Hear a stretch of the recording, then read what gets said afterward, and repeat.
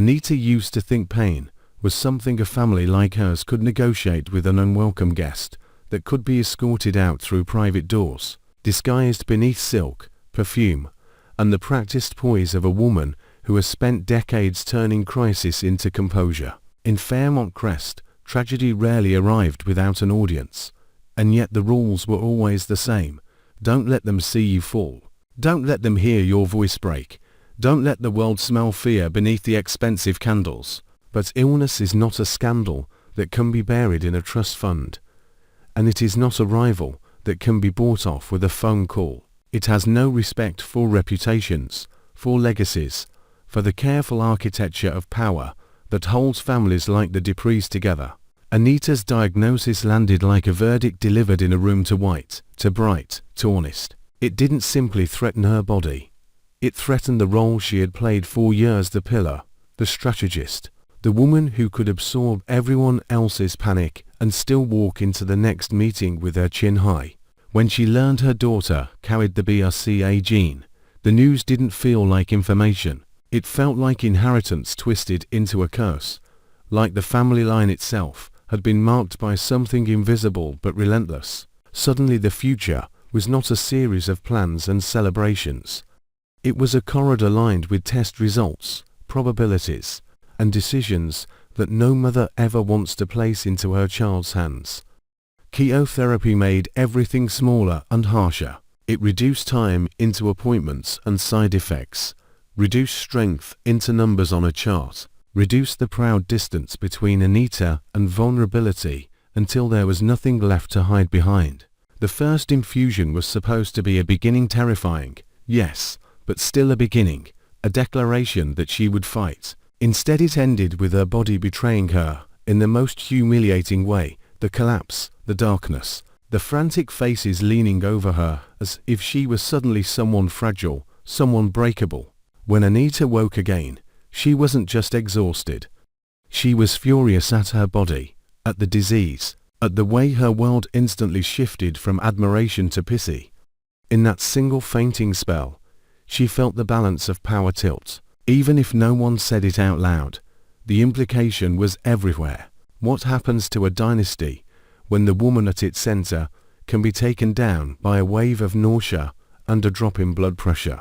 What happens when strength becomes something she must request instead of command? Vernon's protectiveness, once a comfort, began to feel like another kind of confinement. He watched her too closely, hovered too near, spoke to doctors with the authority of a man who believed his love could overrule biology. His fear made him controlling in small, suffocating ways, reminding her to rest, discouraging her from meetings, insisting she let others handle what she had always handled herself. The irony cut deep. The same man who had admired her independence now seemed desperate to preserve a version of her that no longer existed, and in doing so he risked erasing the real woman standing in front of him. Anita didn't want to be treated like a porcelain heirloom. She wanted to be treated like herself. Yet she also couldn't deny the tremor underneath her anger, the part of her that wondered if Vernon was seeing something she refused to admit, if the fainting wasn't merely a side effect, but an early warning that her body was more compromised than anyone had told her. That question stalked her for days, quiet but relentless, because the truth is, the medical world does not always speak in certainties, and the wealthy are not always spared from the cruel pauses between answers. Anita replayed the first infusion in her mind, searching for details. Was the nurse's expression too carefully neutral? Was the doctor too quick to reassure? Did someone avoid meeting her eyes when they said the word normal? In the silence of her bedroom, she could almost hear the soft click of information being withheld, not maliciously, perhaps, but with that paternalistic instinct to protect patients from their own terror. Yet Anita had never been protected by ignorance. She had been protected by knowledge, by the ability to anticipate threats before they became disasters. If her collapse was more than a predictable reaction, if something darker was unfolding beneath the surface, an infection, a cardiac complication, a hidden spread no one wanted to name, then she was already fighting blind. And fighting blind was not fighting. It was surrender dressed up as bravery. Then came Friday, and with it the promise of a new shock, something so brutal it could fracture even the most controlled heart. In a community where appearance was currency, the simplest loss could feel catastrophic. Hair, for instance, could be dismissed by outsiders as vanity, but Anita understood symbolism. Losing her hair would mean losing a piece of the identity she had worn like armor. The polished image, the deliberate elegance, the visual proof that she was untouchable. It would mean walking into rooms and watching people's eyes flicker with sympathy before they returned to their carefully masked respect. It would mean facing mirrors that no longer reflected the woman who had built her life on certainty. And yet the weekly whispers around Fairmont Crest hinted that the loss might not be cosmetic at all. The horror in the way people spoke, the heaviness in their pauses, those did not sound like people discussing hair. They sounded like people preparing for something irreversible. Bad news about metastasis, a complication the doctors hadn't predicted, a personal loss that hit the heart harder than any diagnosis, something that made the illness feel like a thief stealing more than health. On Friday, Anita's fear wasn't only about what she might learn. It was about what she might become when she learned it. Would she still have the will to fight? Or would the accumulation of grief finally push her into a quiet acceptance that felt like drowning? In families like the Duprees, weakness is never just personal, it is political. The moment Anita's strength became uncertain, the household's emotional temperature changed. Conversations shifted, voices lowered, decisions were suddenly handled without her. Even love could become a form of exclusion when it was wrapped in the excuse of protection. And in a place like Fairmont Crest, where alliances were built on perception, vulnerability was an invitation, an opening for those who had waited for a crack in the armor. It didn't take a villain twirling in the shadows to understand how quickly a power structure could rearrange itself. All it took was one opportunist with patience and a smile. Someone who could present themselves as help while quietly moving pieces on the board. Someone who understood that in a dynasty, the sick are not only cared for, they are also watched. If there was a Sharon circling the Duprees with quiet ambition, or a Leslie willing to weaponize sympathy into leverage, then Anita's illness was not merely a tragedy, it was a doorway. And doorways in Fairmont Crest were rarely left unguarded for long. While Anita fought for the right to remain herself, another kind of poison was being poured behind closed doors. Hayley's frustration had a sharp edge. Because she was not a woman improvising crime at a moment of passion, she was someone who had committed to an outcome and now resented the world for refusing to cooperate. Her plan had been slow, careful, almost meticulous, tiny doses, mixed into drinks, meant to look like health problems, meant to end in a death that could be explained away as bad luck or an undetected condition. But the problem with patience is that it becomes unbearable when fear arrives. And fear had arrived in the form of Bill's strange test results numbers that didn't align, symptoms that didn't quite fit, and the kind of medical ambiguity that can turn an ordinary checkup into a countdown. The weekly preview had already shown Madison sounding an alarm about Bill's health. And that detail mattered, because Madison was not simply a bystander. She was a witness with expertise, a person whose attention could transform suspicion into proof. Hayley's rage grew not because Bill was suffering, but because he was not suffering fast enough, not collapsing in a way she could control. Her own incompetence threatened her plan, mixing the wrong dose, choosing the wrong delivery method, hiding the poison in something Bill hated, herbal tea, the very thing he avoided. It was almost absurd, the kind of mistake that would be comic if the stakes were not lethal. Yet that possibility introduced a chilling question. Was Hayley truly a calculated killer, adapting as she went? Or was she a reckless woman whose desire for control exceeded her actual competence? Either answer was dangerous.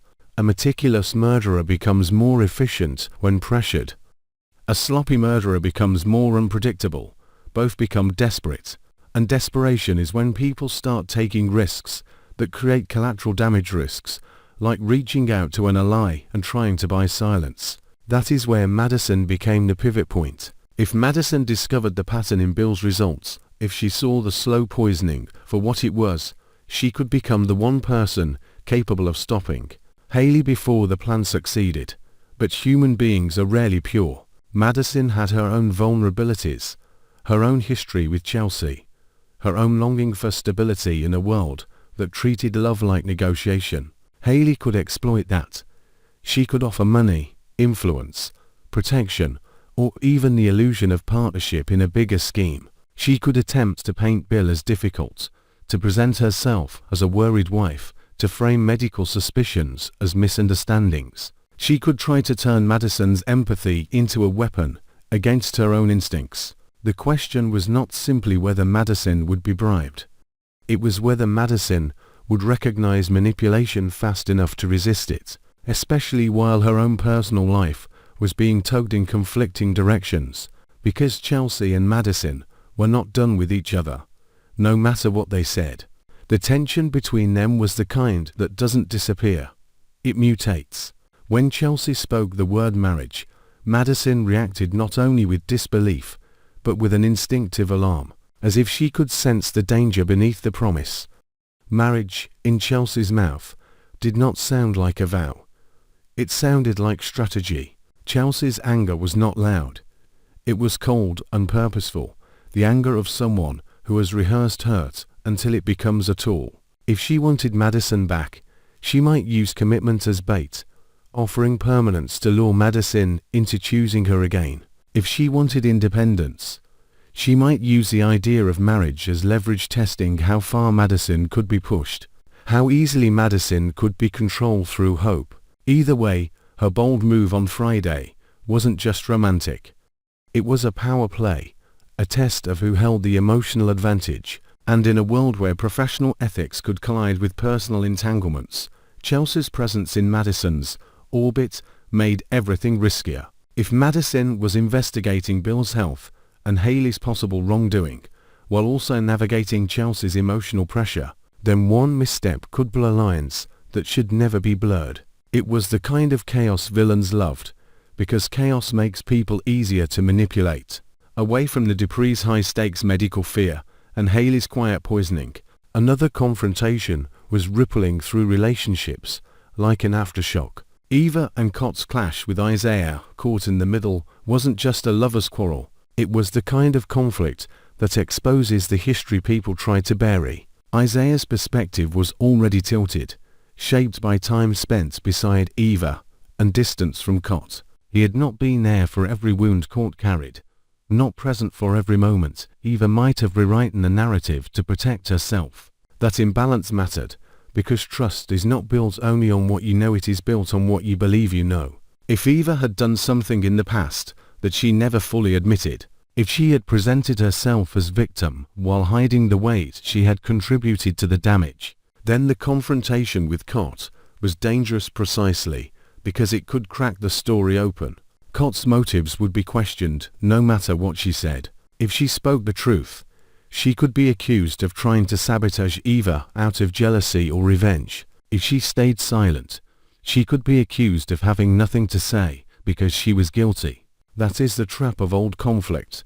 The person who was hurt is often forced to defend their pain if it were a weapon. What made this situation combustible was the possibility that Isaiah might hear something Eva said, something that didn't align with the version of events he had been fed, a slip, a detail, a contemptuous remark that revealed more than Eva intended. If he witnessed the confrontation directly, he would have to choose between truth and loyalty, between the discomfort of admitting he might have been manipulated and the easier comfort of standing by his partner. Blind loyalty is seductive because it feels like love, but it is also a kind of surrendering your judgment to preserve your relationship. If Isaiah chose to believe Eva automatically, Cott would become the villain in his mind regardless of facts, and Eva would learn she could control not only her story, but his perception. But if he questioned Eva even quietly, then the relationship could fracture, because Eva's power depended on being believed. In that scenario, Cott's truth would not simply hurt Eva, it would threaten Eva's control. And people who feel their control slipping often become dangerous. Nicole's storyline threaded through all of this like a separate but related current, because Nicole's desire for freedom was its own form of rebellion. After decades of marriage, she didn't want another cage, even if it was decorated with affection. Her relationship with Carlton had comfort and intimacy, the kind that can grow into real love if both people allow it. But Nicole refused to let it become that serious too quickly, not because she didn't care, but because she was terrified of losing herself again. There is a particular exhaustion that comes from being someone's wife for so long that your identity becomes a function of their needs. Nicole had just escaped one long story. She didn't want to start another that ended the same way. Yet the heart doesn't always obey logic. When she met Dr. Keel Rollins at Uptown, she encountered something different, an energy that felt unfamiliar, possibly dangerous, possibly thrilling. It wasn't just attraction. It was the sensation of being seen in a new light, of being approached not as a role, but as a woman with her own appetite for life. Cott's reaction, panic at seeing a side of her mother she hadn't prepared for, spoke volumes. Children often cling to the version of a parent that feels stable, and Nicole's willingness to explore desire after divorce threatened that stability. It forced Cott to confront a reality she could not control. Her mother could choose herself. The weekly tease that Nicole might allow someone into her bedroom carried the weight of a turning point. In Fairmont Crest, a bedroom is never only a private space, it is a symbol of choice. If it was Keel again, it would suggest Nicole was moving towards something deeper than flirtation, something that could quickly become complicated. If it was another doctor, another kind of professional intimacy, crossing interpersonal territory, it would reveal Nicole's hunger for transformation, for reinvention. But the real tension lay in what Carlton would do if he sensed Nicole's feelings shifting. Carlton might not want to lose her, and men who fear loss often try to secure what they love with promises, expectations, pressure. He could confront her, withdraw, or attempt to claim a seriousness Nicole had explicitly rejected, and in that push and pull, Nicole's independence would be tested. Would she choose comfort? Or would she choose the risk of becoming someone new? Would she protect Carlton's feelings, or protect her own freedom? All these threads tightened around Friday like a knot. Anita stood at the center of the most frightening uncertainty. The shock she feared could be the moment her illness transformed from battle into catastrophe. The questions haunted her with equal cruelty. Was her collapse a warning sign that something was dangerously wrong beyond side effects? Was Friday's loss a physical milestone, a care falling away, a symbol of illness stealing identity? Or was it a piece of news so devastating it could flatten her spirit? If she learned the disease had spread, would she still fight? Or would she finally allow herself to grieve the life she assumed was guaranteed? And as she faced those questions, the invisible politics of the Dupree family lurked in the background, ready to exploit any weakness, ready to reshape the household's power structure under the guise of help. Meanwhile, Haley's frustration sharpened into urgency as Bill's strange results and Madison's attention threatened to expose her, and Chelsea's bold move hovered like a match near gasoline, capable of igniting Madison's life at the worst possible moment. Eva and Cott's conflict threatened to expose old manipulations that could ruin current loyalties, and Nicole's pursuit of freedom risked turning intimacy into betrayal in Carlton's eyes. In the end, the most terrifying truth was that none of these crises existed in isolation. Fairmont Crest was a place where one person's weakness could become another person's advantage, where illness could become a battleground for inheritance and influence, where love could be twisted into leverage, where the private became public with terrifying speed. Anita had built her life believing she could manage anything if she stayed strong, stayed composed, stayed in control. But now control was slipping through her fingers in ways she couldn't predict. And as Friday approached, it felt less like a day on the calendar and more like a door slowly opening, revealing whatever waited on the other side. Whether it was the cruel visible loss of her hair, the devastating news of metastasis, or a personal tragedy that shattered her faith in survival. The question was no longer whether Anita would suffer. The question was whether she would be allowed to suffer in peace, or whether, in the moment she became most vulnerable, someone would step forward smiling, ready to use her pain as the final opportunity to seize what they had always wanted.